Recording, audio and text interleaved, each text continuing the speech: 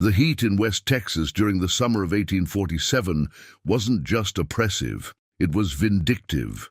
It pressed down on the land like a curse, turning the earth to powder and the air to needles. Along the Rio Pecos, where the mesquite trees twisted like arthritic fingers and the dust devils danced across barren fields, men spoke in hushed tones about disappearances. Travelers who left San Antonio bound for El Paso never arrived. Prospectors who ventured too far from established trails were found weeks later, their bodies stripped and scattered, their eyes still open as if witnessing something that refused to let them close. Ezekiel Turner didn't concern himself with such tales.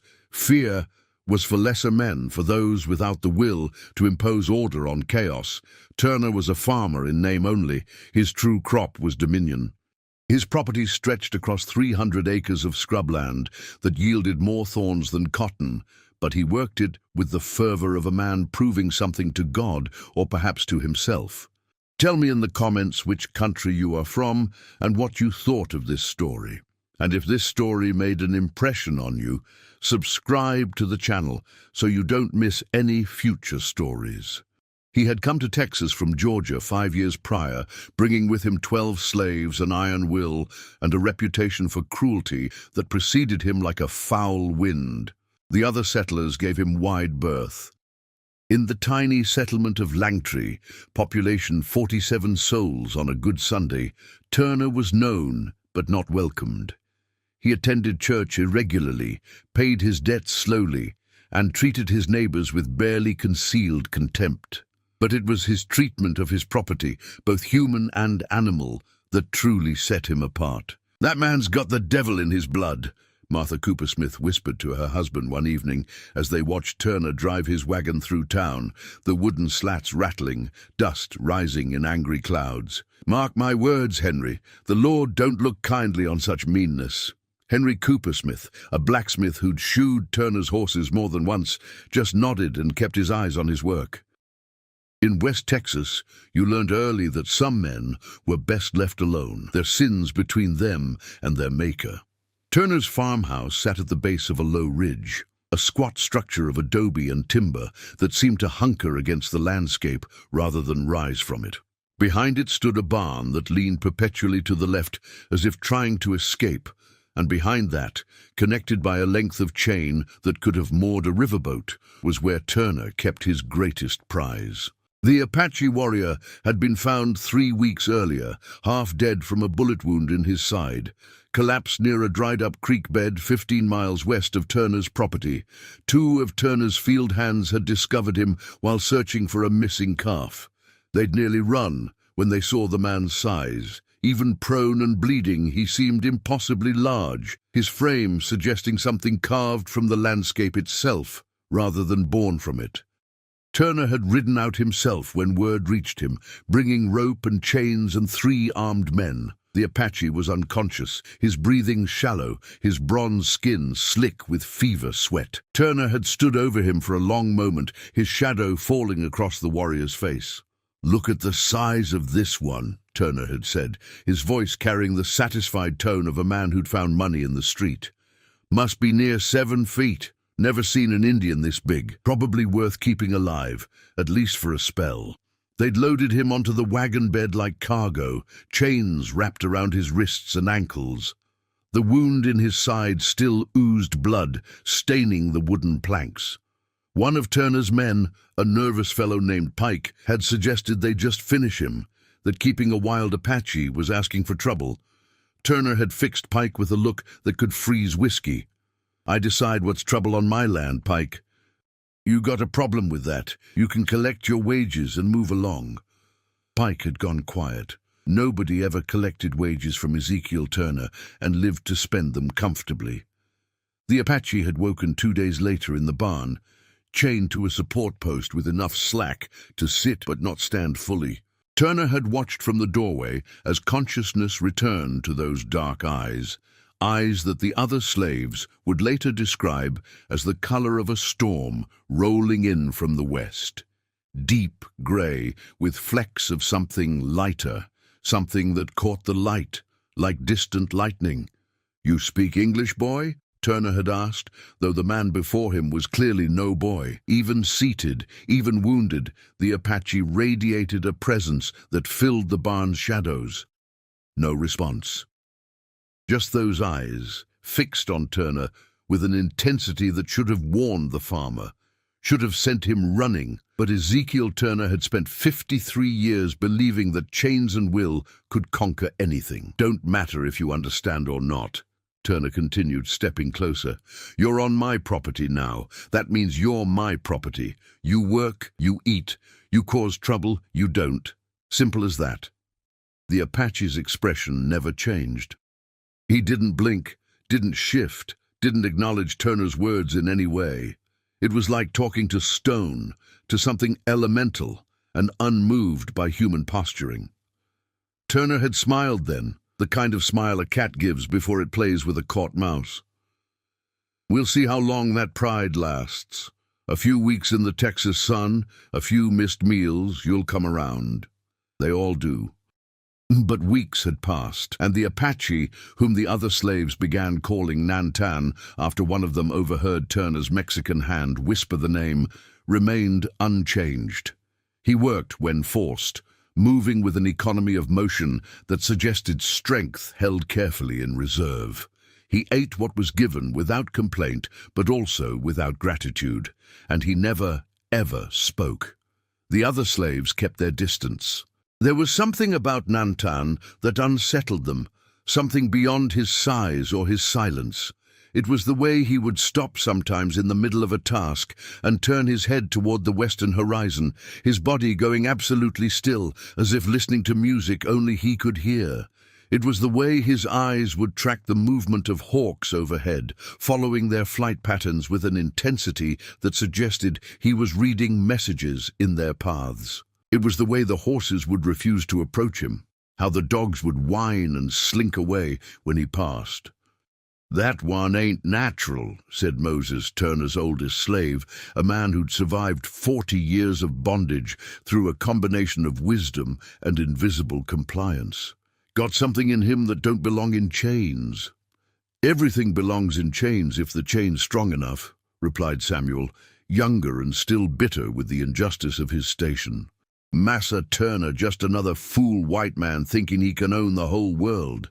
"Maybe so," Moses had said, his eyes following Nantan as the giant warrior hauled water from the well, the chain trailing behind him like a metal snake.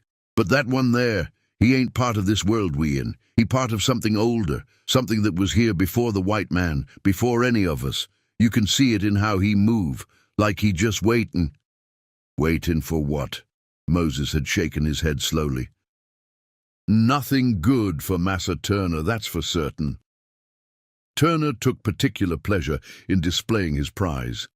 He would have travelers detour to his farm specifically to see the chained Apache, charging them $1 for the privilege. They would stand at a safe distance, these merchants and ranchers and military men passing through on their way to somewhere else, and stare at Nantan as if he were an exotic animal. "Caught him myself," Turner would lie, his chest puffed with false bravery. "Took 5 of us to bring him down, fought like the devil, but even the devil falls to good Christian men with purpose."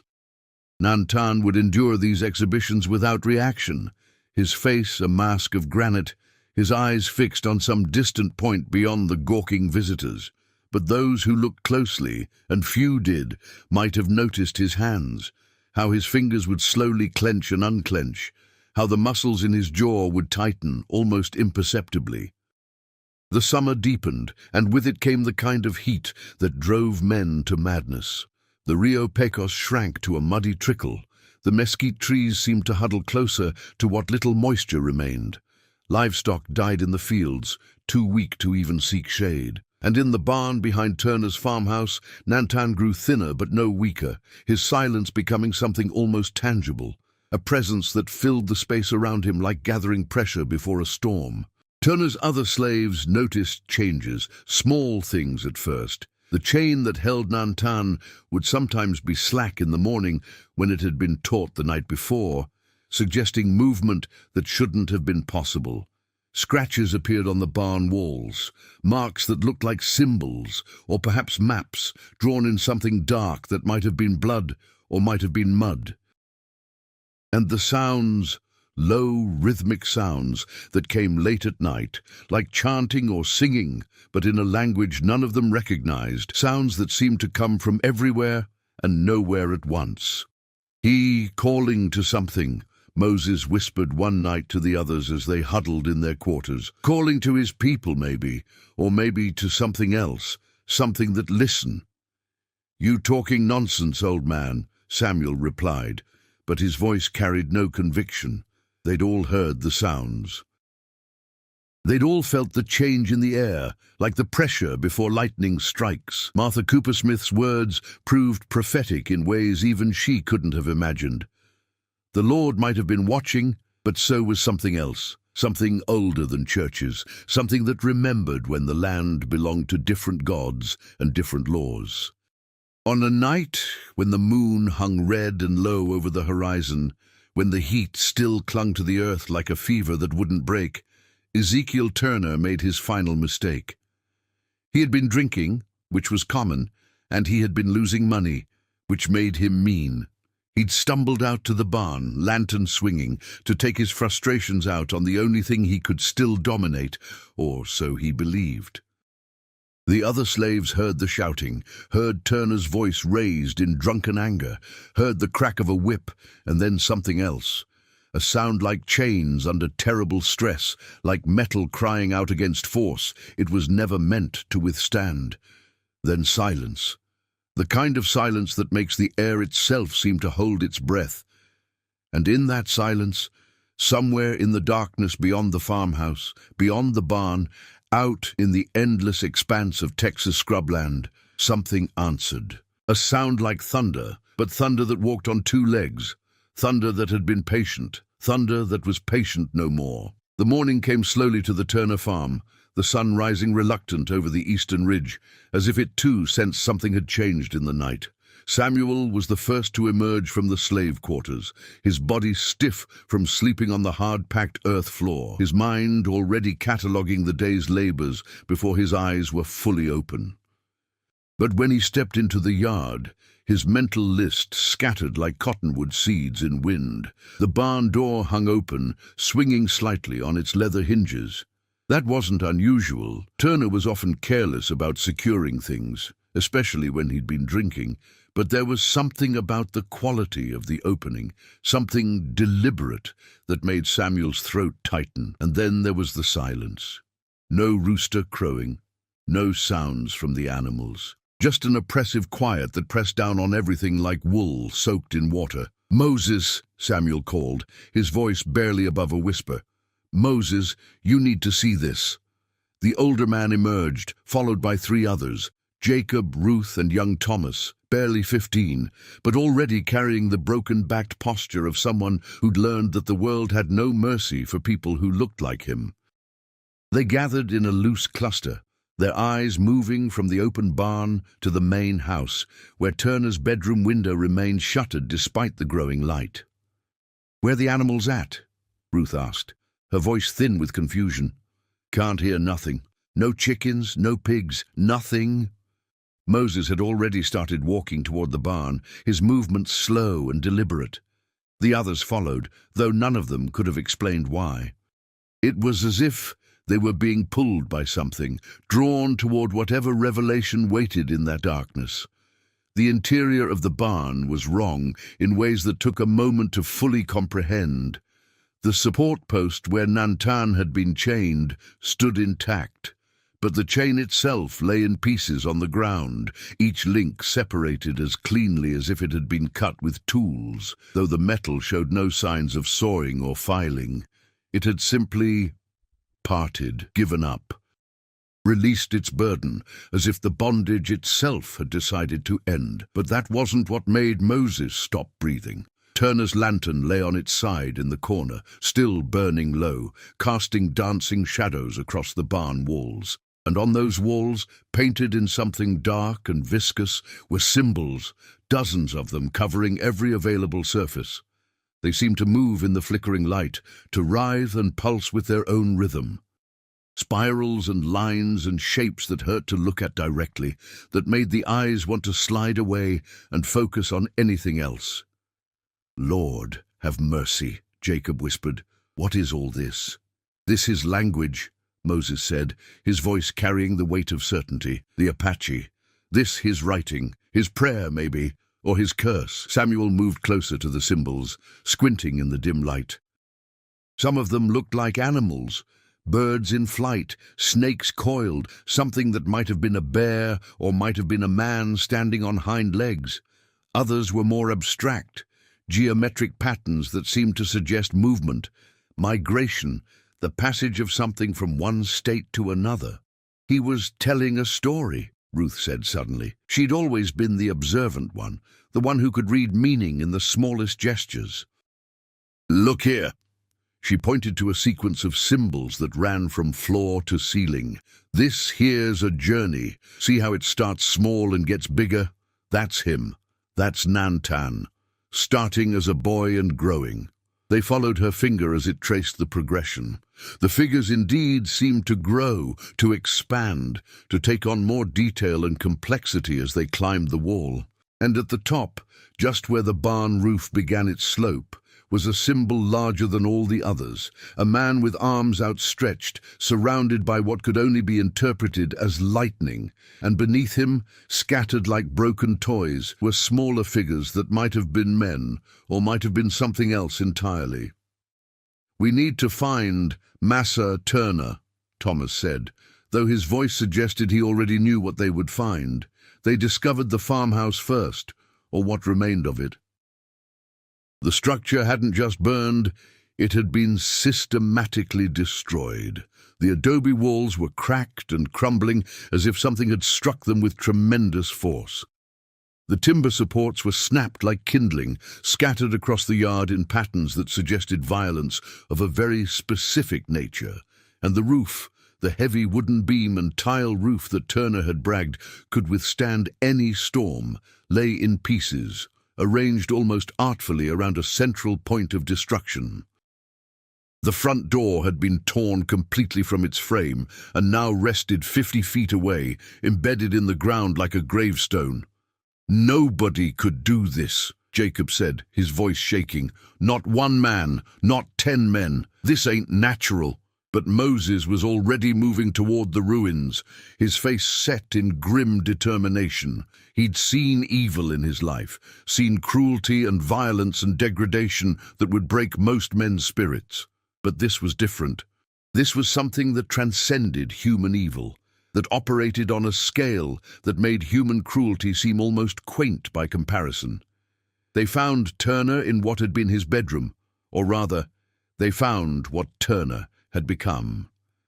The farmer lay on his back in the center of the destruction, surrounded by the rubble of his life. His arms were spread wide, his legs straight, his body positioned with clear intentionality. But it was the details that would haunt them, that would infiltrate their dreams for years to come. Turner's head had been crushed between 2 stones, large river rocks that must have weighed 40 pounds each. They'd been placed with precision on either side of his skull, and then pressed together with such force that the bone had given way like an eggshell.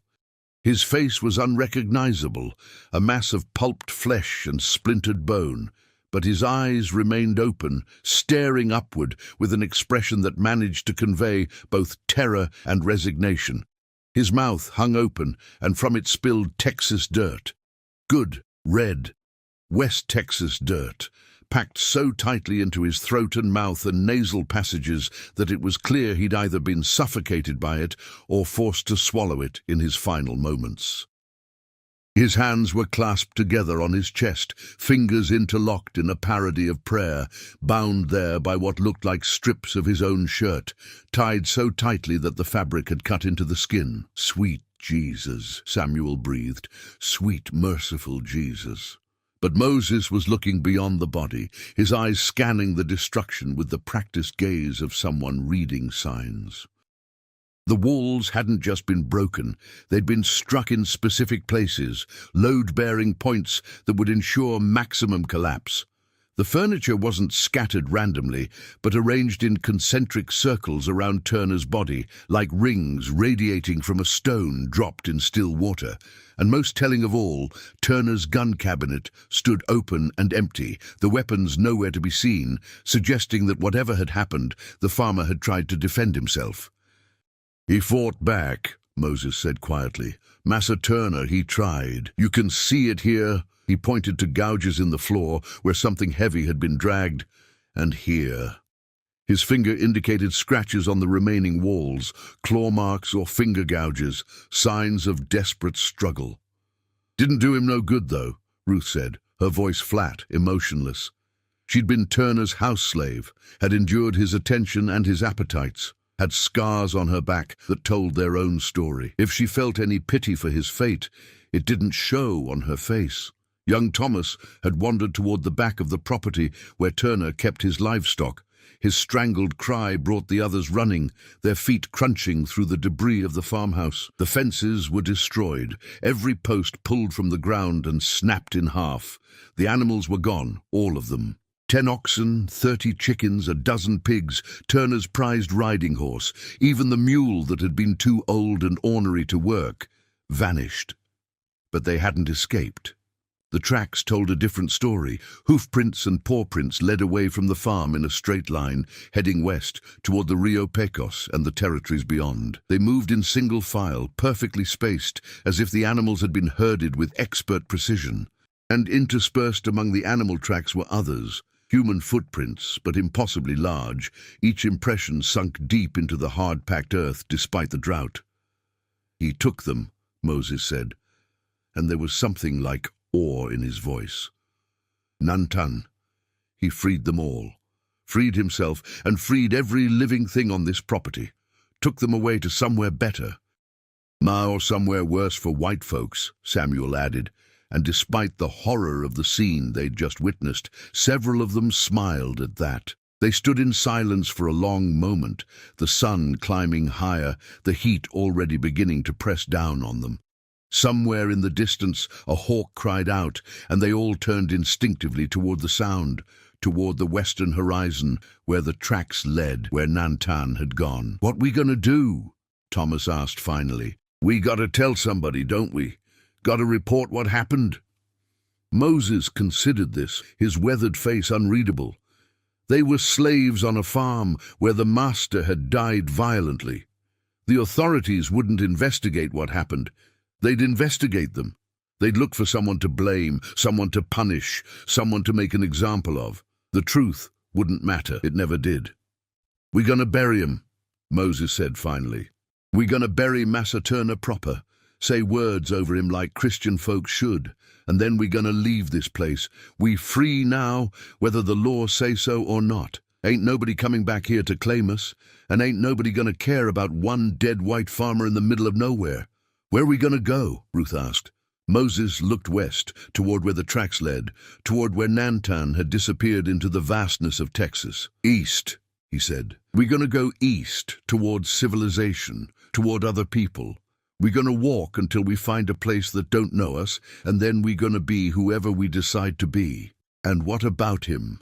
Jacob gestured toward the ruins where Turner's body lay. "What about what he did? What about justice?" "Justice already been served," Moses replied, his voice carrying a finality that ended the discussion. "What happened here? This was justice. Maybe not the kind white folks understand, maybe not the kind that comes from courts and judges, but justice all the same. Nantan, he took back what was stolen, took back his freedom, his dignity, his humanity, and he made sure Massa Turner understood right at the end what it felt like to be powerless, to be property, to have dirt shoved down your throat until you choked on it." They buried Turner in a shallow grave behind the ruined farmhouse, working quickly and without ceremony. The ground was hard, baked solid by the unrelenting sun, and it took them 3 hours of back-breaking labor to dig a hole deep enough. They wrapped his body in what remained of his bedsheets, and Moses said a brief prayer over him, not because Turner deserved it, but because they did, because maintaining their humanity in the face of inhumanity was the only victory they could claim. As they worked, more details emerged. Turner's gun was found snapped in half, the metal barrel bent at an impossible angle. His knife, a 10-inch blade he'd used to cut the rations, was embedded in one of the barn support posts, driven so deep that the hilt had shattered. And most chilling of all, pressed into the soft earth near where his body had lain, was a single perfect handprint, too large to be human, too deliberate to be accident, pressed down with such force that the ground had cracked around it. By mid-afternoon, they'd gathered what few possessions they had, loaded them onto a wagon they found miraculously untouched in a shed, and prepared to leave. The farm looked like a battlefield, like a place where something fundamental about the order of things had been challenged and overturned. The symbols on the barn walls seemed to watch them as they departed, those spirals and lines and impossible shapes holding meanings they couldn't fully grasp, but somehow understood in their bones. As the wagon pulled away, Moses looked back one final time. The farmhouse smoldered in the afternoon heat, sending up thin tendrils of smoke that climbed straight into the windless sky. And there, on the ridge above the property, silhouetted against the sun, stood a figure. Tall, impossibly tall, motionless, watching. Moses blinked, and the figure was gone. But he knew what he'd seen. They all did. Nantan was still there, still watching, making sure they left, making sure the story continued, making sure the message was carried forward. Word spread through West Texas like wildfire through dried grass. By the time Moses and the others reached the settlement of Brackettville, 3 days' hard travel from Turner's ruined farm, the story had already arrived before them, carried by a Mexican trader who'd passed through Langtree and heard the tale from Henry Coopersmith. But like all stories that travel mouth to mouth, it had changed, grown, acquired details both true and imagined, until the truth and the legend had become impossible to separate. In Brackettville, they said Turner had enslaved a demon disguised as an Apache. In Del Rio, the story went that the warrior was actually a shapeshifter who'd torn Turner apart with his bare hands before transforming into a wolf and vanishing into the night. In Fort Clark, soldiers whispered that the Apache had been a scout for Santa Anna who'd been captured and tortured, and his spirit had returned from the grave to exact revenge on all white settlers. But the core of the story remained consistent. A giant Apache warrior, chained and enslaved, had broken free and destroyed his captor with such thoroughness, such brutal completeness, that it could only be interpreted as a message. The question was, a message for whom?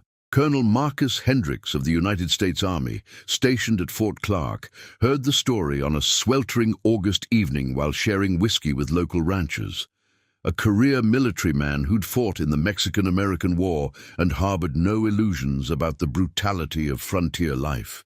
Hendricks, nonetheless, felt a chill run down his spine as the details were recounted.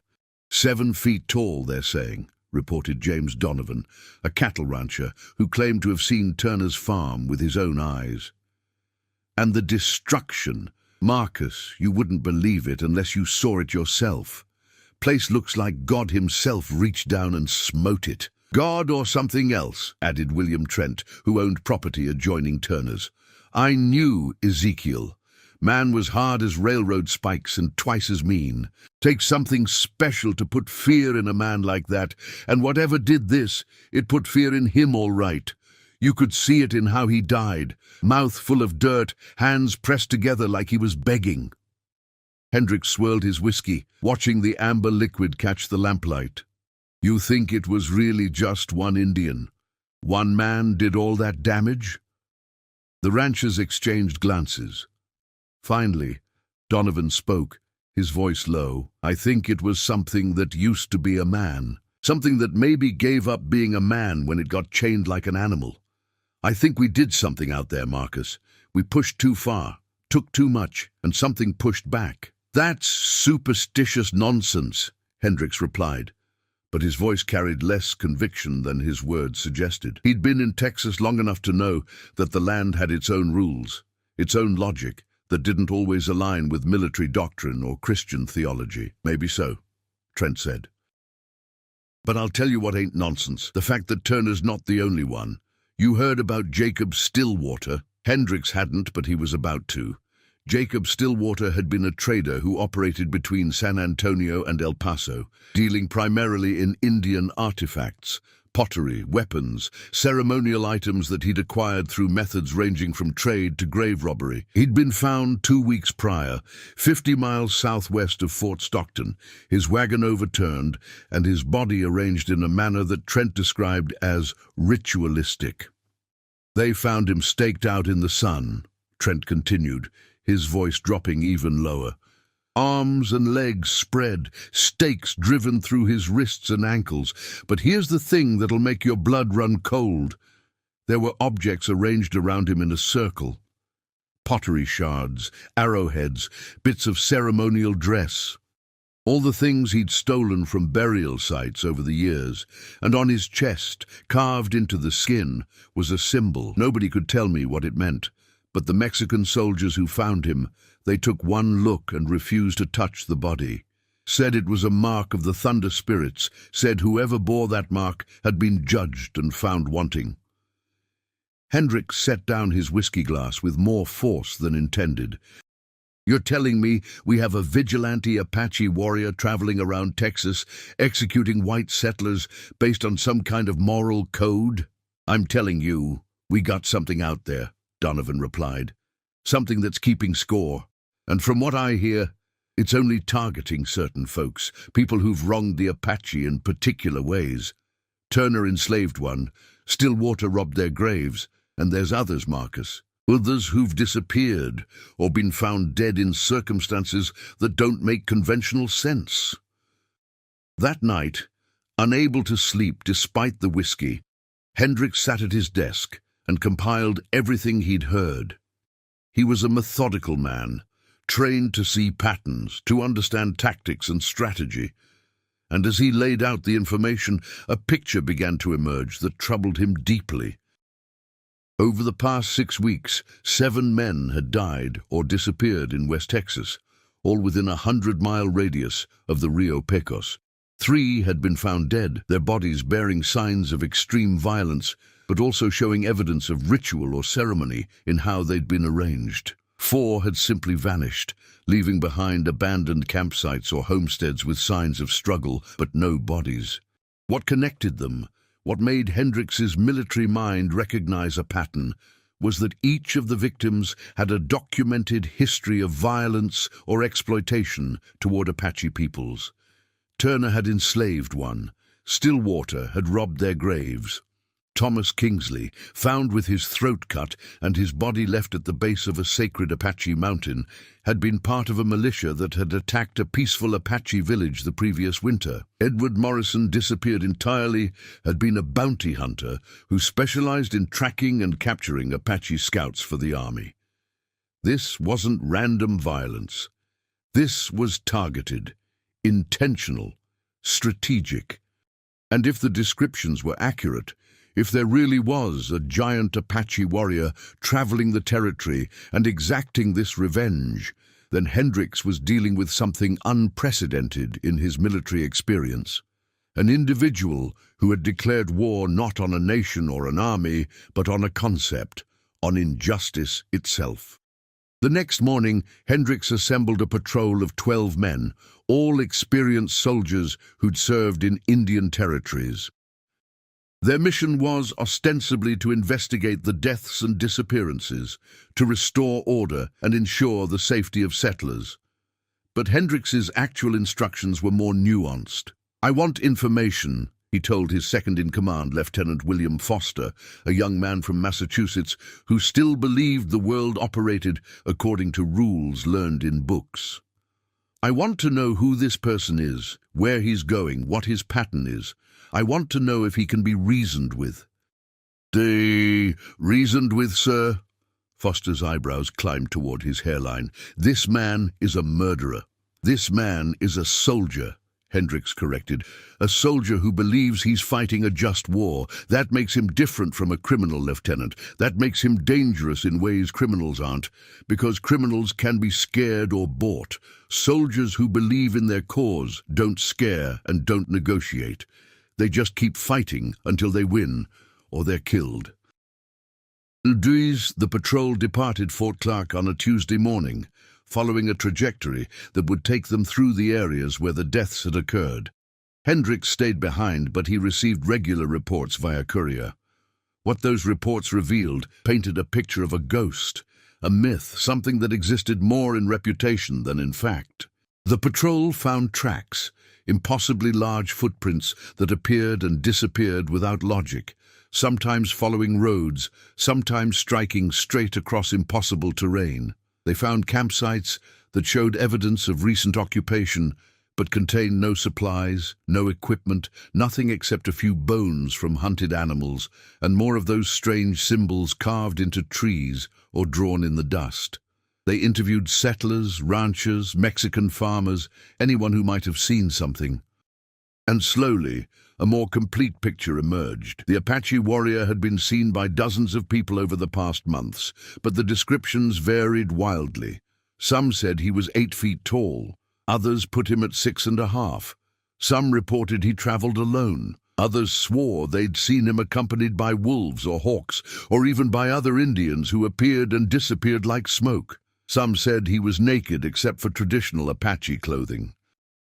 Others claimed he wore pieces of his victims' garments like trophies. The only consistent details were his size, his silence, and his direction of travel. He was always moving west, always heading toward the territories where the Apache still held sway, toward the deserts and mountains, where the United States military's authority ended and older laws prevailed. Maria Gonzalez, a widow who ran a small farm near the Rio Pecos, provided the patrol with the most detailed account. She'd seen him, she claimed, 3 days prior. She'd been working in her garden at dusk when she'd noticed him standing on the ridge above her property, exactly where Nantan had stood, watching Turner's farm burn. He was tall, she told Lieutenant Foster through a translator, her hands twisting nervously in her apron. Taller than any man I've seen. And he was watching me, but not in a bad way, not threatening, more like checking, making sure I was okay, making sure I wasn't in danger. Did he approach you? Foster asked. No, he just stood there for maybe 5 minutes, and then he made a gesture. She demonstrated, raising one hand to the sky. And he was gone. Just gone. Like he'd never been there. Were you afraid? Maria had considered this question for a long moment before answering. No, she said finally. I wasn't afraid. I felt, I don't know the English word, protected, like having a guardian watching over me. My husband, he died 2 years ago. Apache raiders killed him, took our cattle. I should hate them, yes, but this one, this giant man, he wasn't there to hurt me. I could feel it. He was there to make sure nobody else hurt me either. Such accounts were common. The Apache warrior seemed to move through the territory like a force of nature, appearing to some, invisible to others, always watching, always judging, always moving toward some destination only he understood. Back at Fort Clark, Hendricks read these reports with growing fascination. He'd spent his entire military career believing in clear lines, friend and enemy, legal and illegal, right and wrong. But this situation blurred all those lines, existed in spaces between categories he'd thought were absolute. If the Apache warrior was only killing men who'd committed crimes against his people, did that make him a murderer or an executioner? If he was traveling through territory terrorizing settlers simply by existing, simply by being large and other and unchained, did that make him a threat or just a man trying to go home? If he represented indigenous resistance to colonization and oppression, did that make him a terrorist or a freedom fighter? These questions kept Hendricks awake at night, made him question assumptions he'd carried his entire life, and they led him to a decision that would have seemed impossible just weeks earlier. He ordered his patrols to stand down, to observe but not engage, to track but not pursue. "Sir," Foster had protested when given these orders, "we have jurisdiction, we have authority. This individual has committed multiple murders on American soil." "On Apache soil," Hendricks interrupted. "Land that was Apache before it was American. Land that was stolen through treaties broken before the ink dried. And yes, he's killed American citizens. American citizens who had robbed, enslaved, and murdered his people. So tell me, Lieutenant, which laws apply here, ours or theirs? And if we enforce ours, what right do we have to expect them to follow them when we don't follow our own?" Foster had no answer to that. Few people did. As August bled into September, sightings of the Apache warrior became less frequent. He was moving deeper into the territories, farther from settlements, closer to the lands where his people still lived free. The killings stopped. The disappearances ceased. It was as if he'd accomplished whatever mission he'd set for himself and was now simply going home. But his legend didn't fade. If anything, it grew. Stories spread through the territories, told around campfires and in saloons, repeated by soldiers and settlers and Mexican traders. The stories varied, but they all carried the same core message. There was justice in the world that existed outside courtrooms and judges. There was power that couldn't be chained. There was revenge that was also righteousness. The Apache called him Nantan, the thunder that walks. The Mexicans called him El Gigante Justiciero, the righteous giant. The whites, uncomfortable with how the story made them examine their own actions, called him the devil of the Pecos, and tried to convince themselves he'd never been real, that Turner and Stillwater and the others had died in accidents or at the hands of regular bandits. But Moses and the others who'd been there, who'd seen what Nantan had become in his rage and righteousness, they knew better. They told a different story, one that spread through the network of escaped slaves and freed people who traveled the secret roads of the South. They told of a man who'd been treated as property and had rejected that definition so completely, so absolutely, that he'd torn apart the very foundations of the world that had tried to contain him. They told of someone who'd been broken and had healed himself through vengeance. Someone who'd been dehumanized and had reclaimed his humanity through violence. They told of a giant who'd been chained and had broken those chains and had made sure that everyone who'd helped forge them understood what their creation had cost. And when their children asked if the stories were true, they'd look west, toward the territories, toward the desert and the mountains, toward the places where America's laws ended and older rules prevailed, and they'd say, "True enough. True in the ways that matter. True enough to remember." The town of Presidio sat hunched against the Mexican border like a drunk against a bar. 170 souls clinging to existence where the Rio Grande made a lazy bend before continuing its journey south. It was September now, and the heat had finally begun to break, the evenings carrying whispers of the autumn that would eventually come, though the days still baked the earth to the consistency of pottery. Presidio had been established as a trading post 15 years prior, a place where American trappers and Mexican merchants could exchange goods without the interference of either government. It had grown slowly, accumulating buildings and residents the way a riverbank accumulates silt, gradually, inevitably, without any grand plan or design. Now it consisted of 2 saloons, a general store, a church that doubled as a schoolhouse, and 30-odd structures that could charitably be called homes. Into this unremarkable place walked a man who would change everything. He arrived on foot on a Thursday evening, appearing on the eastern road just as the sun touched the horizon. The first person to see him was Johnny Martinez, a 12-year-old boy tasked with watching for travelers so his father could prepare the saloon for potential customers. Johnny had been half asleep, lulled by the day's heat and the buzzing of cicadas, when movement caught his eye. At first, he thought he was seeing things. The heat played tricks sometimes, made you see water where there was only dust, made distances difficult to judge. But as the figure approached, Johnny's drowsiness evaporated like morning dew. The man was enormous. Even at 100 yards distance, his size was apparent, his frame suggesting something carved from the landscape rather than born from it. He moved with a steady, ground-eating stride that covered distance more quickly than seemed possible, and he was alone. No horse, no wagon, no supplies visible. Just a man walking, as if he'd been walking forever and intended to walk forevermore. Johnny ran to his father's saloon, bursting through the doors, with enough force to startle the 4 men drinking inside. "Papa!" he shouted in Spanish. "There's a giant coming, a giant man." His father, Emilio Martinez, had heard the stories that had been spreading through Texas all summer. Everyone had.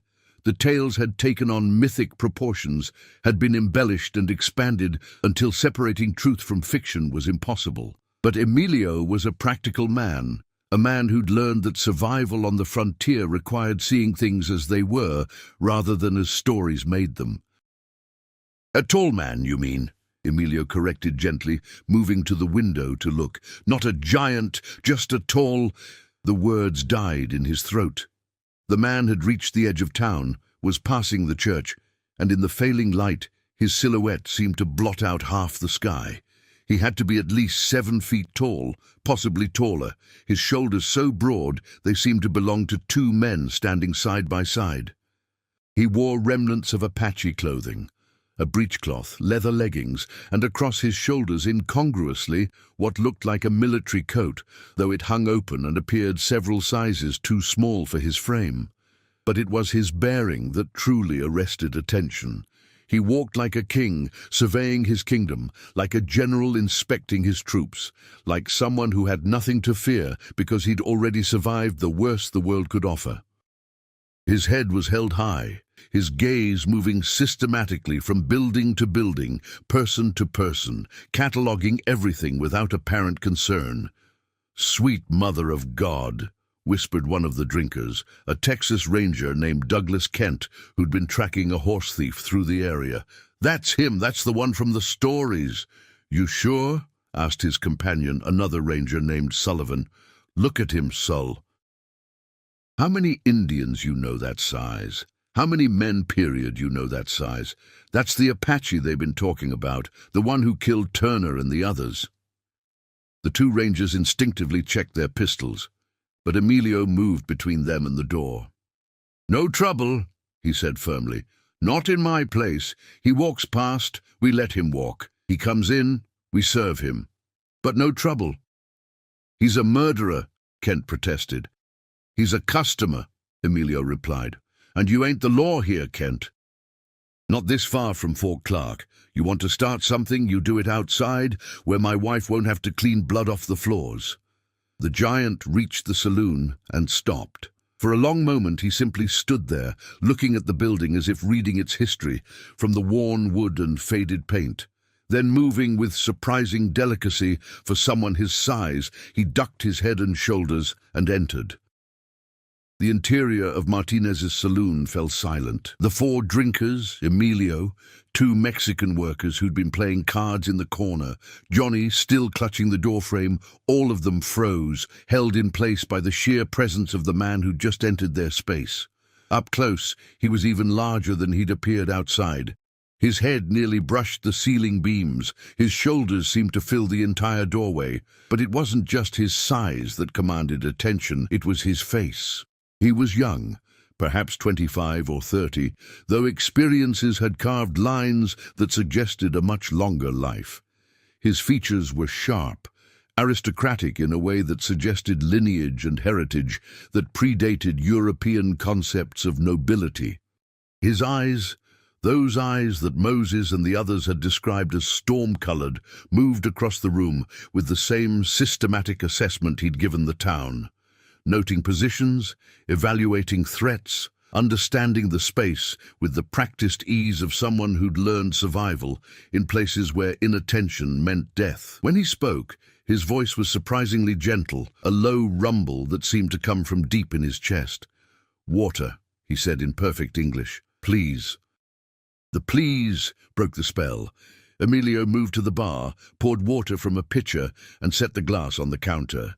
The giant crossed the room in 2 strides, picked up the glass between thumb and forefinger like it was a child's toy, and drained it in a single swallow. He set it down carefully, exactly where it had been placed, and looked at Emilio with what might have been gratitude. "More?" Emilio asked. A slight nod. The giant drank 4 more glasses, each downed as quickly as the first, before finally setting down the glass and releasing a quiet sigh of satisfaction. Then he reached into a pocket of the military coat and produced a silver dollar, which he placed on the bar. "For the water, and for any trouble my presence causes." His voice carried no threat, no challenge, but also no apology. He was simply stating a fact. His presence would cause trouble. It always did. The silver dollar was compensation.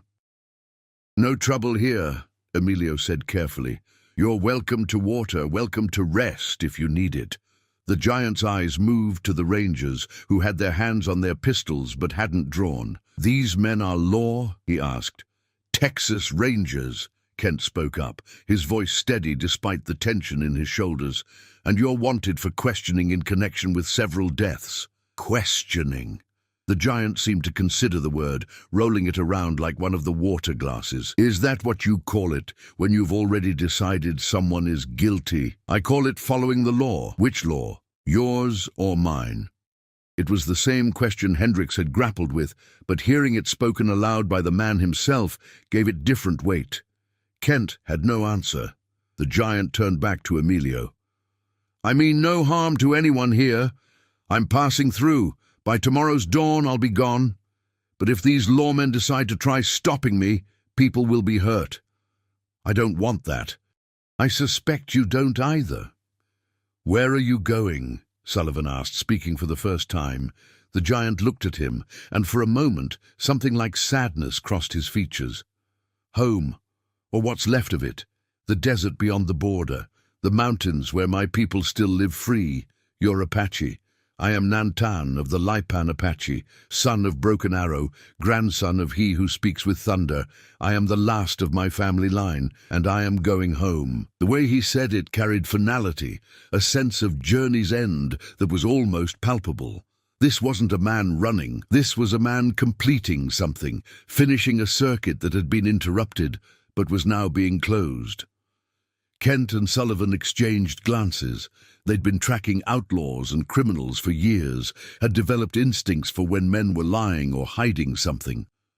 This man was doing neither. He was simply stating truth as he understood it, leaving them to decide how to respond. "The men you killed," Kent began, "were men who'd earned death," Nantan interrupted.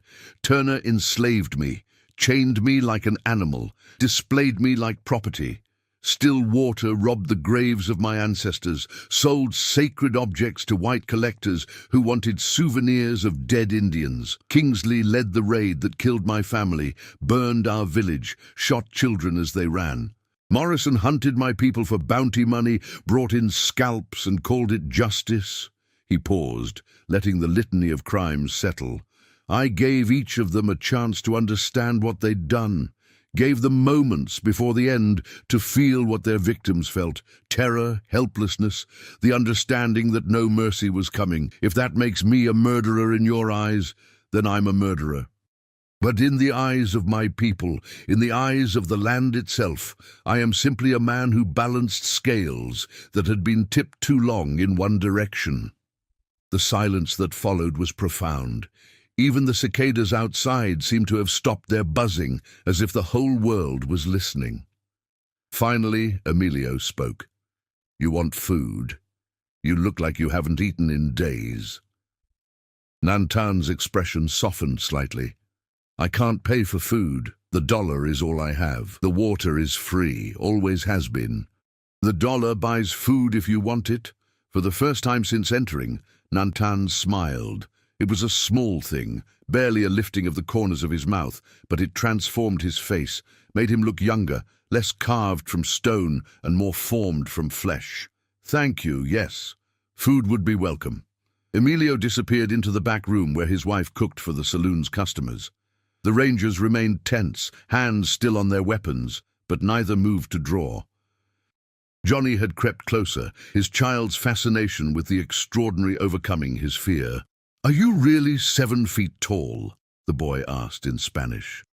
Nantan looked down at him, and again that small smile appeared. "Nearly," he replied in the same language, his Spanish as flawless as his English. 6 feet 11 inches, last time someone measured me, before the chains. "Did you really kill all those men by yourself?" "Johnny!" Emilio called from the back room, warning in his voice. But Nantan raised a hand. "It's all right. Children should ask questions. Yes, I killed them. By myself. With my hands, mostly.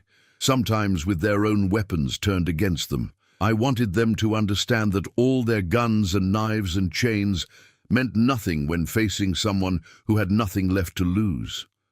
"Were you scared?" Johnny asked. The question seemed to surprise Nantan.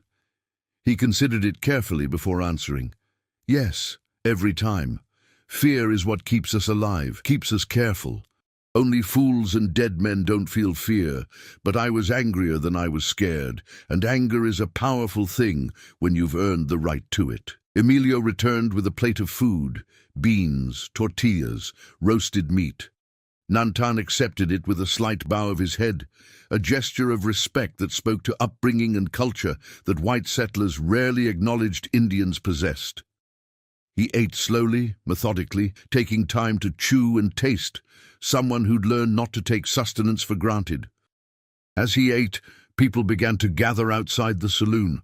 Word had spread with the speed that only small towns achieve, and soon 30 or 40 residents stood in the street, watching through the windows, whispering among themselves. They kept their distance, but they watched, needed to see the myth made flesh, the legend made real. Nantan seemed unbothered by the attention. He finished his meal, drained another glass of water, and then stood, his height once again shocking in the close confines of the saloon. He looked at the rangers. "I'll be leaving now. You can follow me if you need to. You can try to stop me if your duty demands it. But I'm asking you, as one human to another, to let me go home. I've done what I came to do. I've sent the message I needed to send. Now I just want to walk into the desert, find what remains of my people, and live whatever days I have left in peace." Kent and Sullivan looked at each other. They were lawmen, had sworn oaths, had duties and responsibilities, but they were also men who'd seen enough of frontier justice to know that not everything worth catching was worth keeping. Sometimes the right thing and the legal thing weren't the same thing. "How long to the border?" Sullivan asked. "Walking. I can be across by midnight. That's outside our jurisdiction." Kent nodded slowly. 12 hours. We'll give you 12 hours. After that, if anyone asks, we'll say we lost your trail in the desert." Nantan regarded them for a long moment, something like respect passing across his features. "Thank you. Your ancestors would have called it mercy. Mine would call it wisdom. Either way, it's appreciated." He moved toward the door, but Johnny stepped in front of him, holding out something. It was a small wooden cross, the kind sold in Mexican markets for a few centavos, carried for protection and comfort. "For your journey," the boy said, "so you'll be safe." Nantan took the cross carefully, his enormous hand making it look even smaller. He studied it for a moment, then tucked it into his coat. "Different gods," he said gently, "but the same hopes. Thank you, little one. May you grow tall and strong and never know chains." Then he was gone, ducking through the doorway and out into the evening air. The crowd parted before him, not fleeing but simply making space, acknowledging that this was something beyond their understanding, beyond their ability to judge or contain. Nantan walked through Presidio without looking back, heading west toward where the Rio Grande curved and the border waited. His shadow stretched behind him in the last rays of the sun, impossibly long, touching buildings and people and leaving them unchanged but somehow marked, as if his passage had blessed or cursed them in ways they wouldn't understand for years. By the time he reached the edge of town, the sun had set completely. He stopped at the final building, the church that doubled as a schoolhouse, and looked back. The entire town stood watching him, silhouettes against the lights of their homes and businesses. He raised one hand, a gesture that could have been farewell or blessing or warning. Then he turned and kept walking, his form gradually dissolving into the darkness until he was just another shadow among shadows, just another legend walking into the West where legends belonged. Inside Martinez's saloon, the Rangers sat in silence, their drinks untouched. Kent finally spoke, his voice quiet. "What do we put in the report?" Sullivan shrugged. "We tracked the suspect to Presidio. We attempted apprehension. Suspect fled across the border into Mexican territory, outside our jurisdiction. Pursuit was deemed inadvisable given political complications." That's a lie. That's close enough to truth to matter. Sometimes, Kent, close enough is all we get. They left the next morning, heading back toward Fort Clark with a story that would add another chapter to the legend, another layer to the myth. And behind them, the town of Presidio slowly returned to its normal rhythms, though something had changed, something subtle but profound. They'd seen what fury looked like when it had righteousness on its side. They'd seen what happened when a man decided that his humanity was worth more than his survival. And they'd let him go. Not because they were scared, though some of them had been, not because they approved, though some of them did, but because sometimes the right thing to do was to step aside and let justice take forms that courtrooms and judges could never achieve.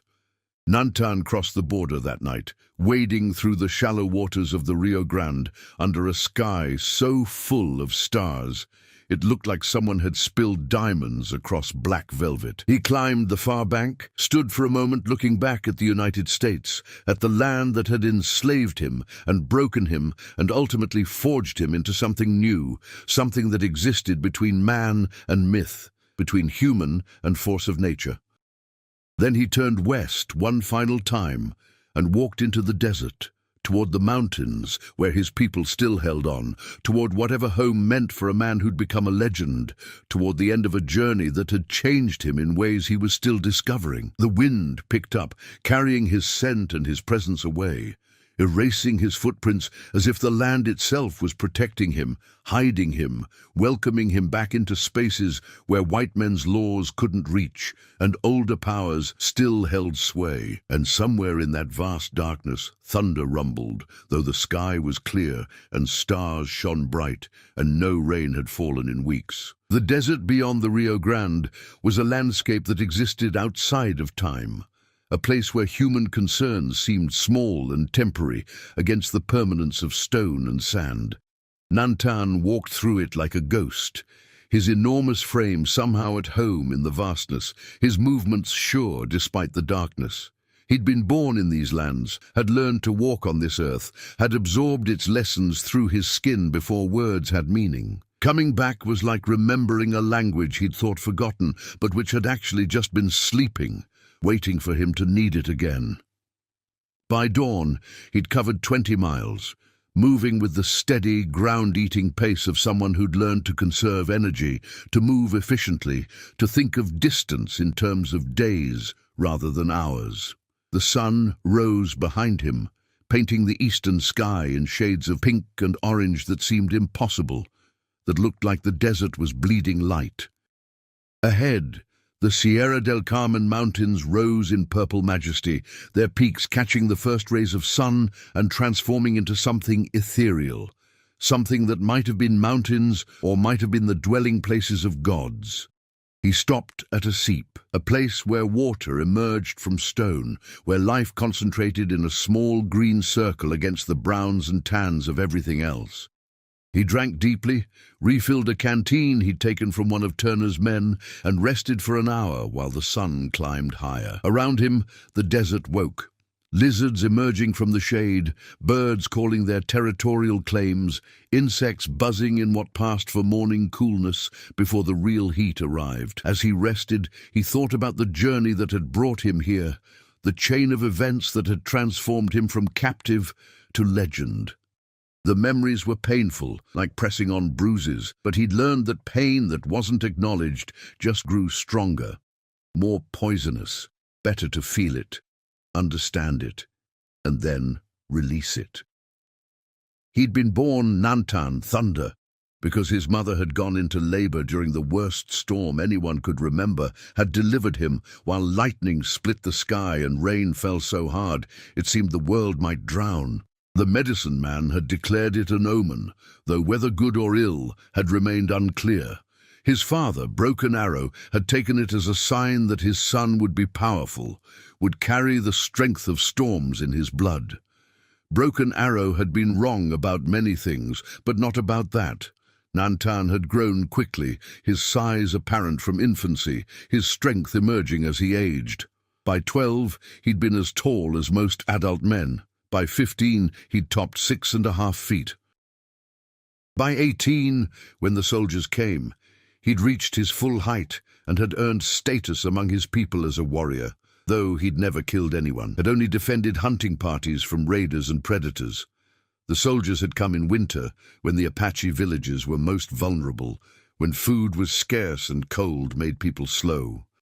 Captain Thomas Kingsley had led them, a man whose hatred of Indians was famous even among other Indian haters, a man who collected scalps and told himself he was bringing civilization to the wilderness. Nantan's village had been small, 40 people, mostly women and children and elders. The warriors were away hunting, leaving only Nantan and 3 others to defend the camp. They'd tried. God and the spirits and whatever other powers watched, such things knew they'd tried. But 4 men, even when one of them was Nantan's size, couldn't stop 50 soldiers with rifles. The massacre had lasted less than an hour. When it ended, 37 Apache were dead, including Nantan's mother, his 2 sisters, his grandmother, and his uncle.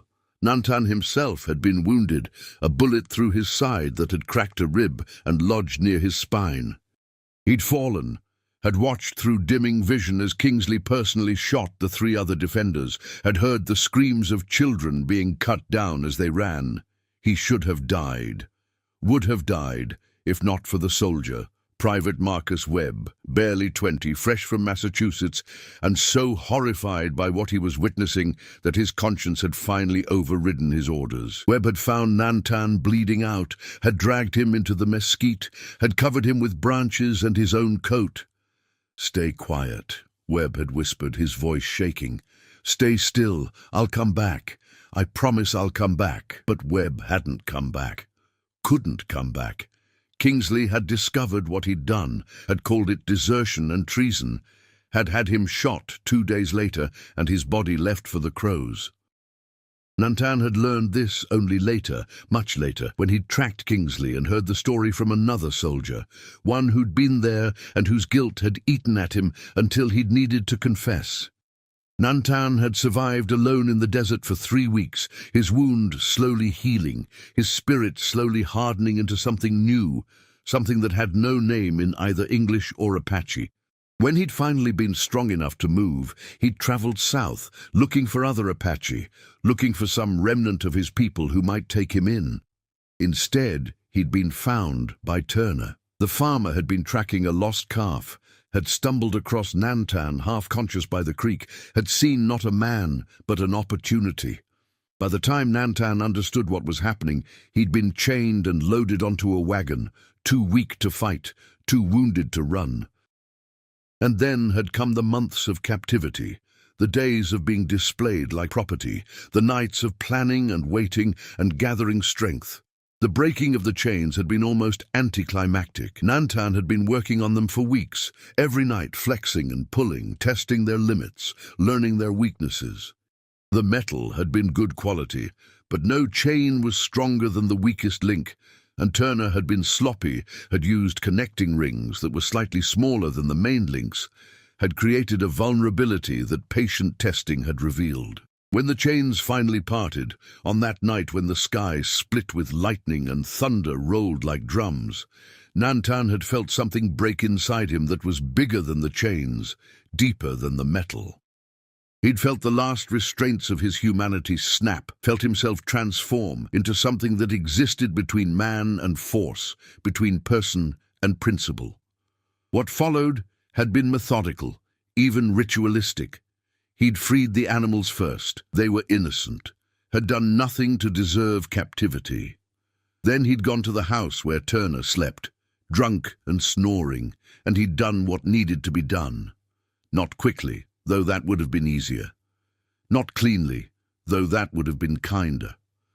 But thoroughly, making sure Turner understood in his final moments what it felt like to be powerless, to be property, to have your humanity denied and your pleas ignored. The dirt in Turner's mouth had been symbolic, forcing him to swallow the land he'd claimed to own, making him understand that the earth belonged to no one, that all claims of ownership were temporary and ultimately meaningless.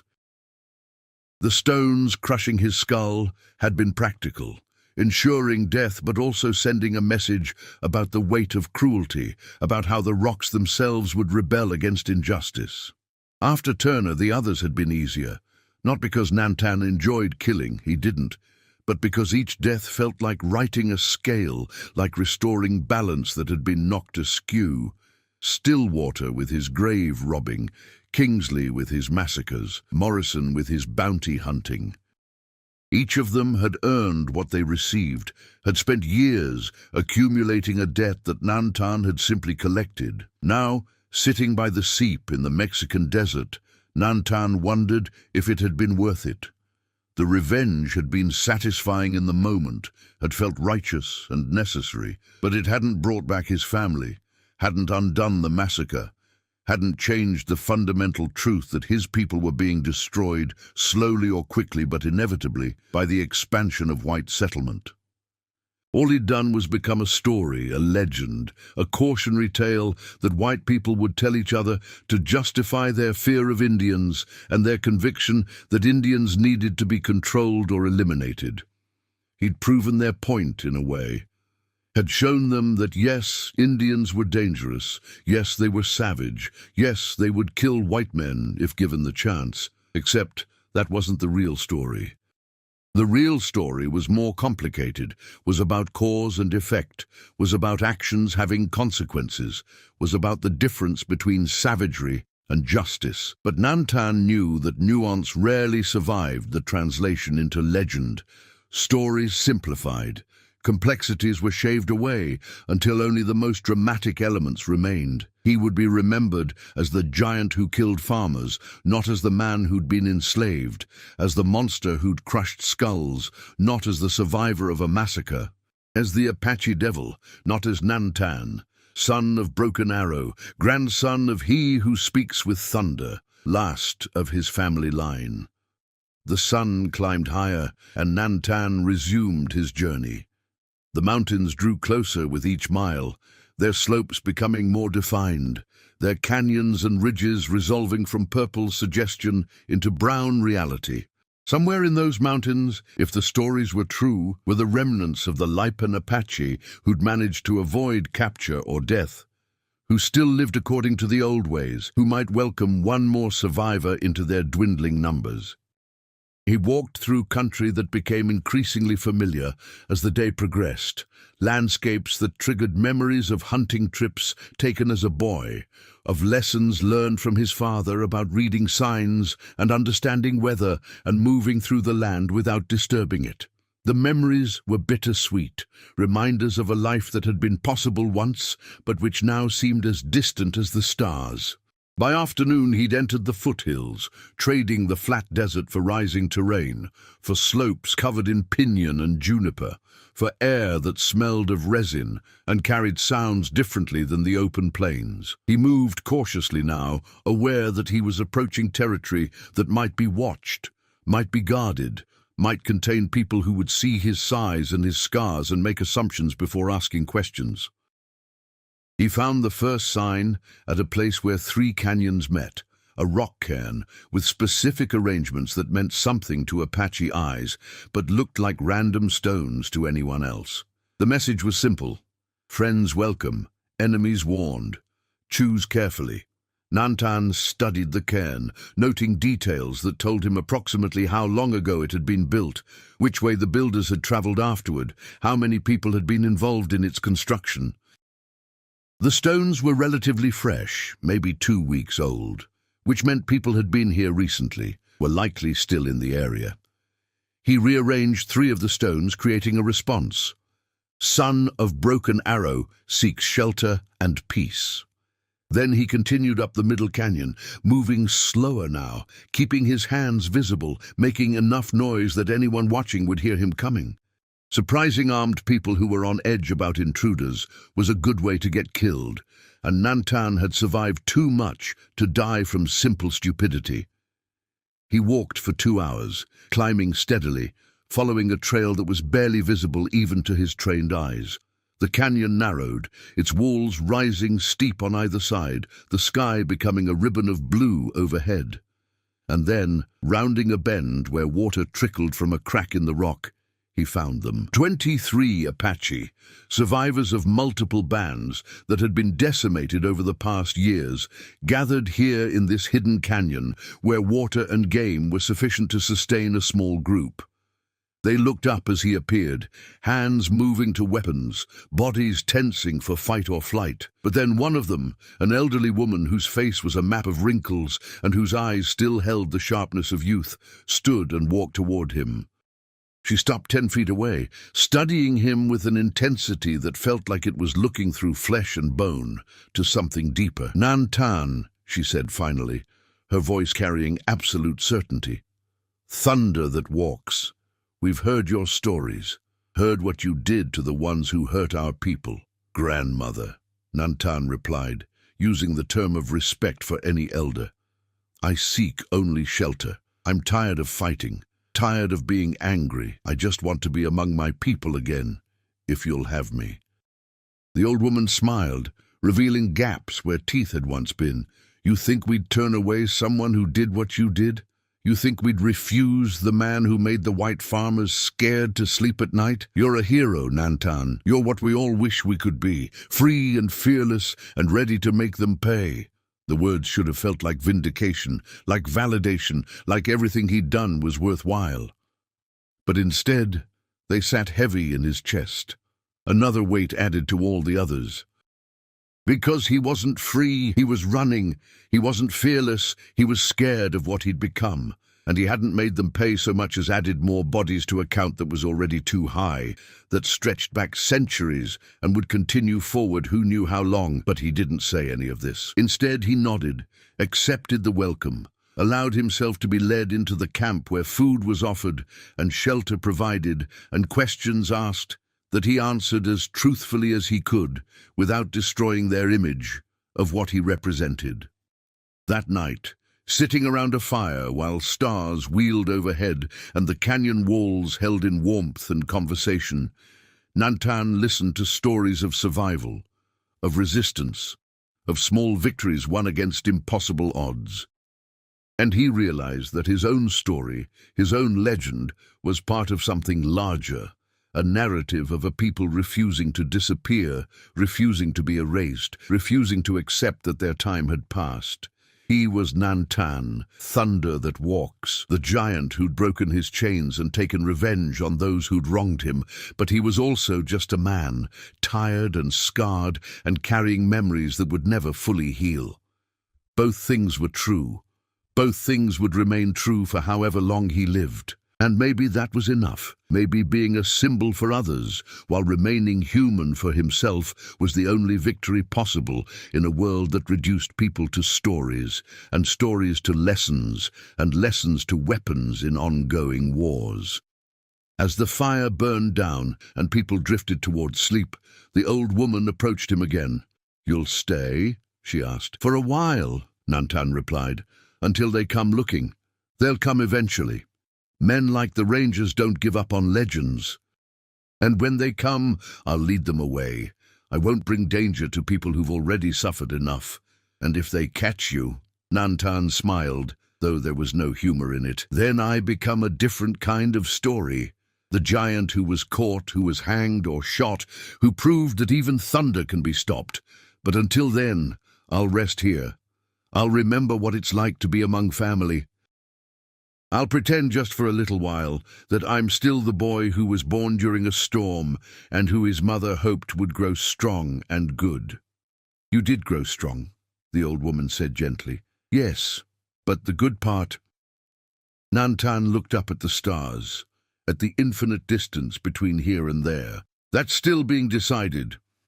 3 months passed before they came. 3 months during which Nantan lived among his people, relearned rhythms he'd thought forgotten, participated in hunts and councils and the daily work of survival. He was careful never to stay in the main camp, instead keeping to the ridges above, watching over them like a guardian spirit, but never allowing his presence to make them vulnerable to association with his crimes. The Apache accepted this arrangement. They understood that Nantan's legend, while useful for morale, was also dangerous for anyone too closely connected to it. So he remained apart, visible enough to be real, but distant enough to be deniable. A ghost who helped with hunts and occasionally shared stories, but who vanished when strangers approached. It was a young scout named Two Hawks who brought warning. He'd been ranging far to the east, watching the trails that led from Texas into the Mexican territories, when he'd spotted them. A military patrol, 20 soldiers led by Lieutenant Foster, the same man who'd been part of the original investigation months earlier. They were moving slowly, asking questions in every village and settlement they passed, showing a sketch of a giant man and offering rewards for information. "They're 2 days behind me," Two Hawks reported to the gathered group. "Maybe less if they push hard. They know we're here. Someone told them about the hidden canyons, about survivors gathering in the Sierra del Carmen." The camp dissolved into urgent discussion. Some argued for fleeing deeper into the mountains, for abandoning the camp and dispersing into smaller groups that would be harder to track. Others suggested fighting, arguing that 20 soldiers could be ambushed and defeated if the terrain was chosen correctly. The old woman, whose name was Nalin, listened to all suggestions before turning to where Nantan sat slightly apart from the group. "This is your doing," she said, and though her voice held no accusation, the fact remained. "They wouldn't be coming if not for you, so you decide. Stay, and we all risk capture. Flee, and you lead them away from us. Fight, and some of us will die. Which will it be?" Nantan had known this moment would come, had been preparing for it since the night he'd arrived.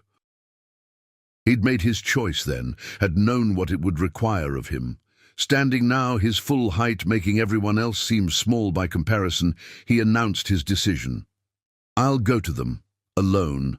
I'll surrender myself and draw them away. With luck, they won't even come close enough to discover you're here." The camp erupted in protest. Several warriors stood, hands on weapons, ready to argue that no Apache should surrender to white soldiers, that death in battle was preferable to capture. But Nalin raised her hand for silence, her authority absolute despite her age. "You would sacrifice yourself for us?" she asked Nantan. "I would end what I started," he replied. "The killing, the revenge, the legend, it all ends with me. You've lost enough. You've suffered enough. I won't be the cause of more suffering." "They'll hang you," said a warrior named Standing Bear, a man who'd lost his entire family to soldiers and whose hatred of whites was legendary. "They'll make a spectacle of it. They'll use your death to scare other Indians, to prove that resistance is futile." "Perhaps," Nantan agreed, "or perhaps they'll simply shoot me and bury me and try to forget the questions my existence raised. Either way, you'll be safe. That's what matters."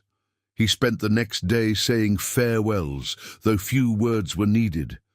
The Apache understood necessity, understood sacrifice, understood that sometimes the greatest act of courage was knowing when to stop fighting. Nalin gave him a medicine bag, small leather pouch containing herbs and stones and items of spiritual significance. "To remember who you are," she said. "Not the legend, not the giant, just Nantan, son of our people." Two Hawks insisted on accompanying him part of the way, arguing that someone needed to witness what happened, to carry the truth back to the camp so they would know how the story ended. Nantan agreed, grateful for the company, even though he knew the young scout was also positioning himself to fight if soldiers tried to kill Nantan before he could surrender. They descended from the mountains at dawn, retracing the path Nantan had climbed 3 months earlier. The journey that had taken him hours of steady climbing took nearly a full day to descend, his pace deliberately slow, giving the soldiers time to find him rather than him having to find them. They made camp that night in a small clearing near where the foothills transitioned back into desert. 2 hawks built a fire despite Nantan's suggestion that they stay dark. "If they're close, let them see us," the young scout said. "Let them know you're not hiding, that you're done running." The soldiers arrived at midnight, surrounding the camp so quietly that Nantan didn't hear them until Lieutenant Foster's voice called out from the darkness, "Nantan, we know you're there. Show yourself." Nantan stood slowly, hands held away from his body, making sure they could see he was unarmed. 2 hawks started to rise as well, but Nantan put a hand on his shoulder, pressing him back down. "Stay. Watch. Remember." He walked toward Foster's voice, moving into the firelight where they could see him clearly. The soldiers emerged from the darkness, rifles raised, forming a circle around him. Even prepared for his size, several of them gasped when they saw him fully illuminated by flames, his shadow stretching across the clearing like something cast by a mountain rather than a man.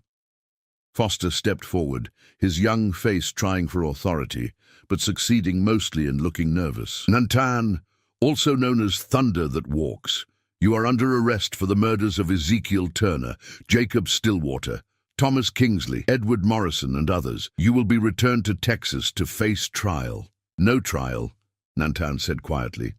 "I did what I'm accused of. I killed those men. I don't deny it. I don't regret it, but I'm done now. Whatever punishment you decide is appropriate, I'll accept. Just leave the people in these mountains alone. They've suffered enough." Foster seemed surprised by the confession, by the lack of resistance. He'd been prepared for violence, for a fight, possibly for death. This calm acceptance threw off whatever script he'd rehearsed. You're confessing." "I'm acknowledging truth. Those men earned their deaths through their actions. I gave them what they gave to others, terror, pain, understanding that mercy wasn't coming. If your law calls that murder, then I'm a murderer. If it calls it justice, then I'm an executioner. Either way, I'm guilty of what I did." One of the soldiers, an older sergeant named Williams, lowered his rifle slightly. "Lieutenant, this ain't right. Man surrendering peacefully, that should count for something." "He killed American citizens," Foster replied, though his voice held less conviction than his words suggested. "He killed men who'd murdered his people," Williams countered. "I was at Fort Clark when the reports came in about what Kingsley did to that Apache village. Wasn't war, was massacre, women and children. If this man's family died there, can't say I blame him for what he did after." "Our job isn't to judge," Foster began. "Then what is our job?" Nantan interrupted. "You hunt men like me because we refuse to accept that your laws apply to us, that your concept of property includes our land and our bodies and our very existence. But we never agreed to those laws. We never signed treaties saying you could take everything we had and we'd simply accept it. So tell me, Lieutenant, whose law matters here, yours or mine? And if you say yours, on what authority? Because you have more guns? Because your government decided this land was yours to claim? Because your God told you it was acceptable to destroy anyone who stood in your way?" The questions hung in the air, unanswerable because any honest answer would undermine the very foundation of what Foster represented. The silence stretched, broken only by the crackling of the fire and the distant howl of a coyote. Finally, Foster spoke, his voice quiet. "I don't have answers to those questions. I'm just a soldier following orders, but those orders say I'm to bring you back to Texas for trial, so that's what I'm going to do." "Then do it," Nantan said. "Chain me if you must, though I'd ask that you not. I won't run. I won't fight. I give you my word." Foster looked at Sergeant Williams, who shrugged. "Man's word is probably worth more than chains anyway. He wanted to fight. We'd already be fighting." They made camp there for the night, the soldiers taking turns on watch. though Nantan sat peacefully by the fire, occasionally speaking quietly with two hawks in Apache. When dawn came, they began the journey back toward Texas, a strange procession, 20 armed soldiers escorting one unarmed giant who walked as if he was leading them rather than being led by them. Two hawks followed at a distance for the first day, then turned back toward the mountains, carrying with him the story of Nantan's surrender, the truth that would eventually become part of the legend. The giant had chosen peace over violence, had sacrificed himself for his people, had proven that strength wasn't just about fighting, but also about knowing when to stop. The journey to Fort Clark took 12 days. As they traveled, something unexpected happened. The soldiers began talking with Nantan, not interrogating him, just talking.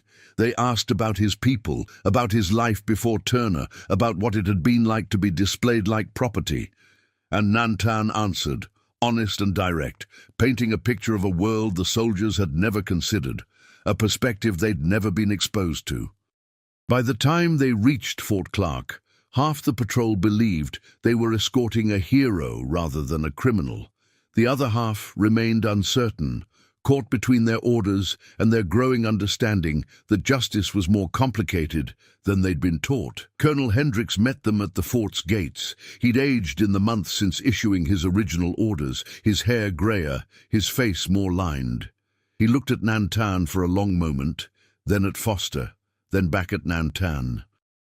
"So you came," Hendricks said.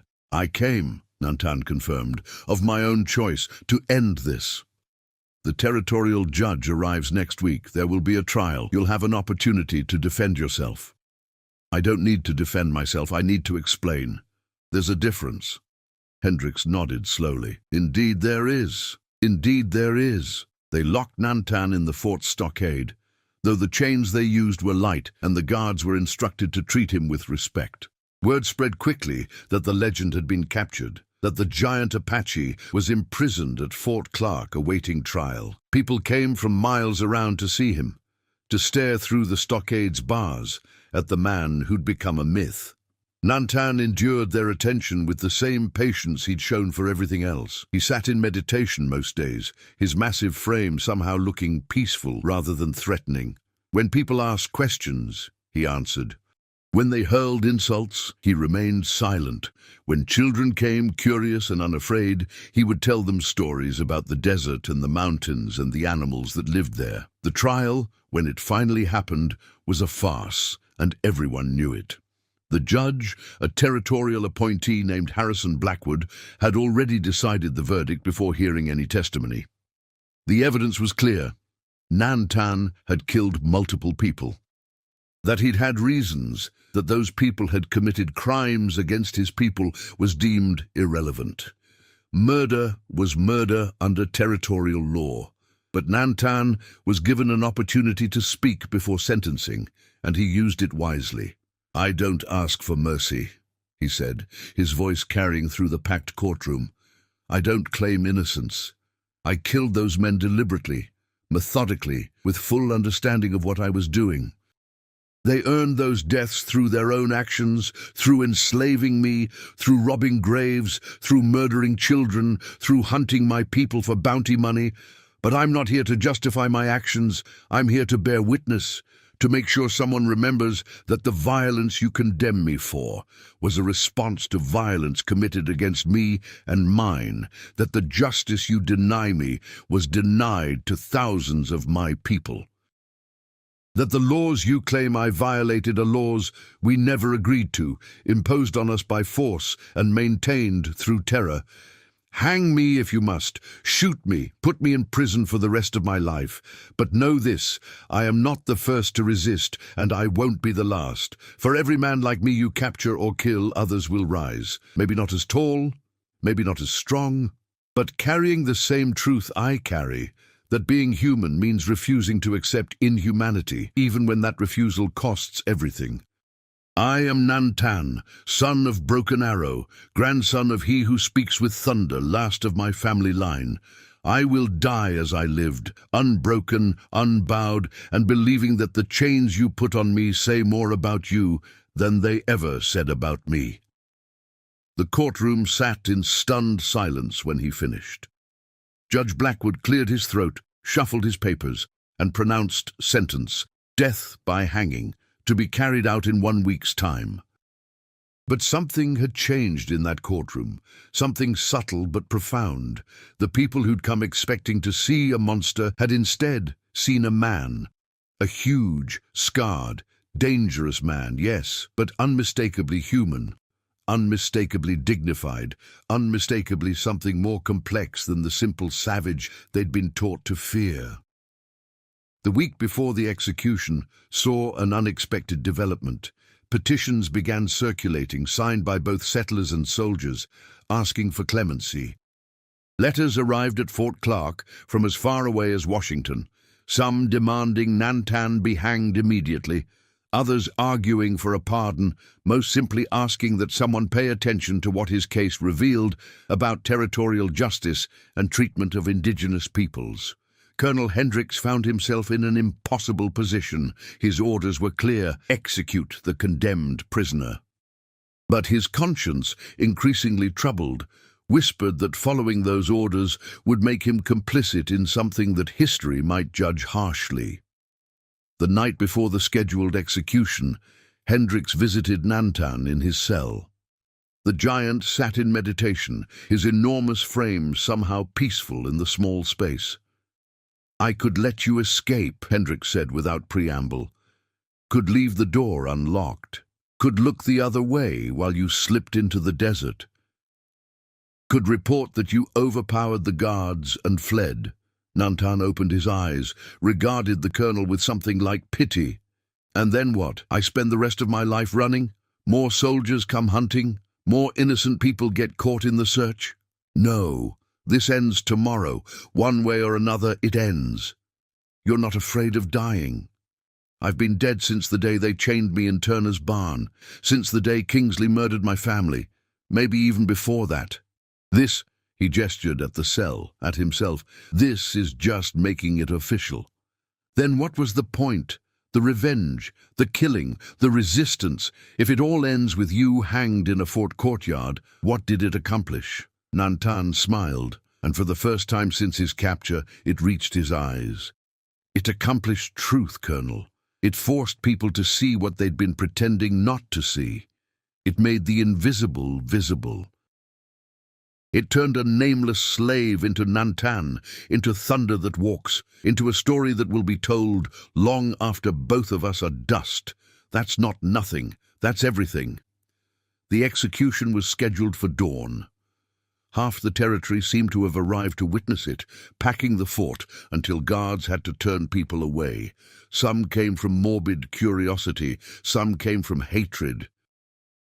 But many came from something else, a need to witness history, to be present for a moment that felt significant in ways they couldn't articulate. Nantan walked to the gallows without assistance, his chains removed, his bearing dignified. The platform creaked under his weight, built for average men and straining to support someone of his size. He stood calmly while the noose was fitted around his neck, looking out at the assembled crowd with what might have been curiosity or might have been judgment. Judge Blackwood read the sentence, his voice carrying across the silent courtyard. When he finished, he asked the traditional question, "Do you have any final words?" Nantan looked west, toward the mountains where his people were hiding, where two hawks would be waiting to hear how the story ended. Then he looked at the crowd, at the hundreds of faces watching him. "I forgive you," he said simply, "all of you, for the chains, for the slavery, for the massacres, for the lies and the broken treaties and the theft of everything we had. I forgive you because carrying that anger was destroying me, turning me into exactly what you claimed I was, a savage, a monster, something less than human. I won't die as that. I'll die as Nantan, as a man who refused to be property, as someone who fought back when fighting back seemed impossible. And I'll die forgiving you, because that's the only victory left to claim." The words hung in the air like thunder before a storm. Then the trapdoor opened and Nantan fell, and the legend became complete. Except the rope snapped. The platform had been built for men of average weight, and Nantan was anything but average. The rope, already old and weakened by years of Texas sun, couldn't support his mass and speed combined. It parted with a crack like a gunshot, and Nantan crashed to the ground below the gallows, stunned but alive. For a long moment, nobody moved. It was as if the universe itself had paused, uncertain how to proceed. Then Sergeant Williams stepped forward, helped Nantan to his feet, and said in a voice that carried across the silent courtyard, "I'll be damned. Even God thinks this is wrong." The crowd erupted. Some shouted for the execution to continue. Others called it a sign. Arguments broke out. Fistfights started. In the chaos, Colonel Hendricks made a decision that would define the rest of his military career. He ordered the prisoner returned to his cell and announced that the execution would be postponed pending review. That review never came.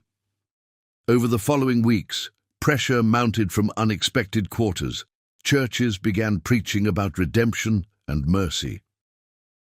Newspapers editorialized about the complexities of frontier justice. Former soldiers wrote letters describing atrocities they'd witnessed or participated in. The story of Nantan became a lens through which people examined their own actions, their own complicity in systems they'd never questioned. 2 months after the failed execution, a courier arrived from Washington with a presidential pardon. Not an exoneration. Nantan's crimes were still crimes, but a recognition that circumstances mattered, that context was essential, that justice was more complicated than courtrooms could accommodate. The pardon came with conditions. Nantan would be exiled from American territories, forbidden from ever returning.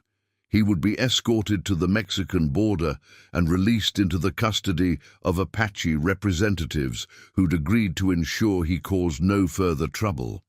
The escort consisted of Colonel Hendricks, Lieutenant Foster, Sergeant Williams, and 4 other soldiers who'd been part of the original capture. They traveled slowly through country that had become familiar over the past year, retracing paths that Nantan had walked as both fugitive and prisoner. At the Rio Grande, where he'd crossed months earlier, they found 2 hawks waiting with 10 Apache warriors. The young scout had aged in the intervening months, his face harder, his eyes more cautious. But when he saw Nantan alive and walking free, joy transformed his features. "The story said you died," 2 hawks said in Apache. "The story said you forgave them, and they killed you anyway." "The story was wrong," Nantan replied. "Or maybe the story isn't finished yet." Hendricks stepped forward, extended his hand. Nantan looked at it for a long moment before taking it, his massive hand engulfing the colonel's. "I'm sorry," Hendricks said, "for all of it. Not just what happened to you, but what my people have done to yours. It's not enough. It doesn't fix anything, but it's true. I know," Nantan replied. "And maybe that's where change starts, with people knowing, really knowing, what's been done. Maybe that's worth more than I thought." They crossed the river at sunset. Nantan and the Apache warriors wading through water that caught the dying light and turned it into liquid copper. On the far bank, they turned to look back at the soldiers standing on the American side. Nantan raised one hand, the same gesture he'd made leaving Presidio months before. But this time, it felt different, less like farewell and more like acknowledgement, a recognition that something had changed, some invisible line had been crossed, some possibility had opened that hadn't existed before. Then they turned west and walked into the mountains, their forms gradually dissolving into the land. Don't pity me. My heart doesn't need your mercy. I can still stand on my own.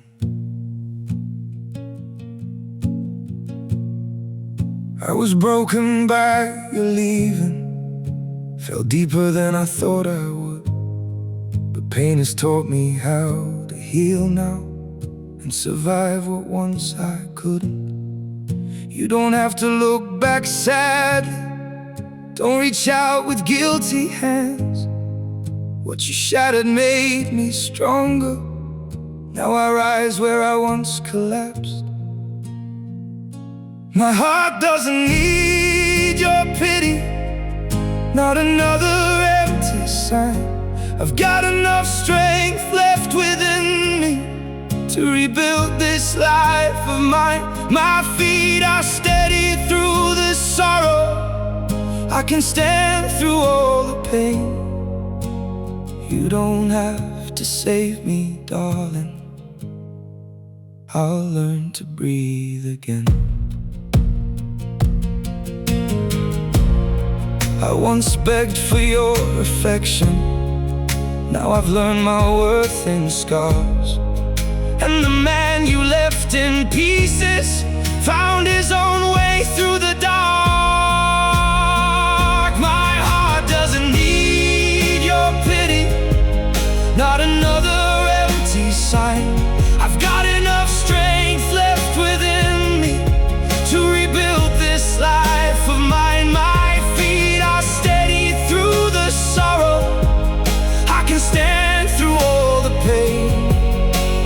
You don't have to save me, darling. I'll learn to breathe again.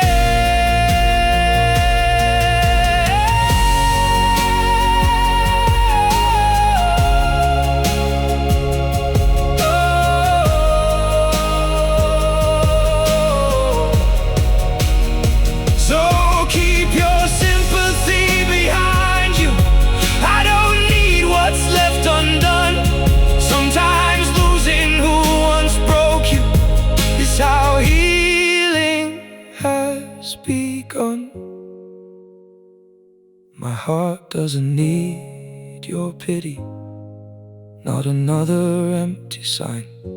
I've got enough strength left within me to rebuild this life of mine. My feet are steady through the sorrow. I can stand through all the pain. You don't have to save me, darling. I'll rise alone again.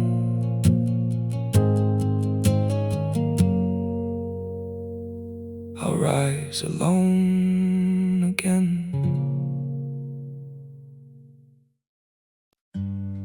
They say just forget.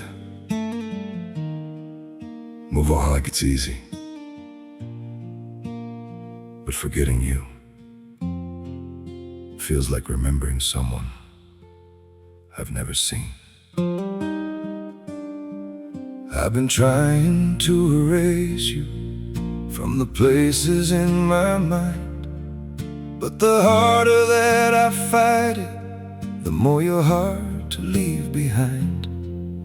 Every memory keeps slipping through the cracks I try to close, like a face I should remember, but somehow never know. Forgetting you feels impossible, like chasing something I can't hold, like trying to remember someone that I've never even known. I keep reaching through the silence for a past I can't undo, 'cause letting go of what we had feels like losing something true. Every moment turns to fragments, every thought just fades to blue, like I'm searching for a feeling that still only leads to you. Forgetting you feels impossible, like chasing something I can't hold, like trying to remember someone that I've never even known. I keep reaching through the silence for a past I can't undo, 'cause letting go of what we had feels like losing something true.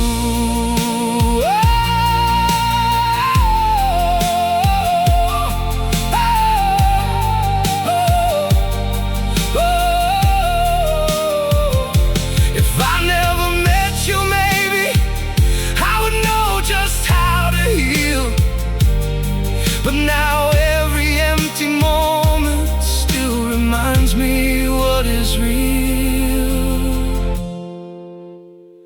Forgetting you feels impossible, like chasing something I can't hold, like trying to remember someone that I've never even known. I keep reaching through the silence for a past I can't undo, 'cause letting go of what we had